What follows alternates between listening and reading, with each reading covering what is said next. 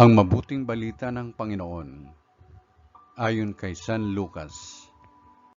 Papuri sa iyo, Panginoon. Noong panahong iyon, dumating ang ina at mga kapatid ni Jesus.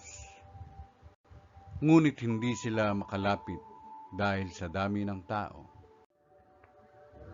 May nagsabi sa kanya, "Nasa labas po ang inyong ina at mga kapatid.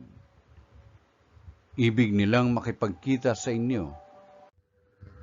Ngunit sinabi ni Jesus, ang mga nakikinig ng salita ng Diyos at tumutupad nito ang siya kong ina at mga kapatid. Ang mabuting balita ng Panginoon. Pinupuri ka namin, Panginoong Hesukristo.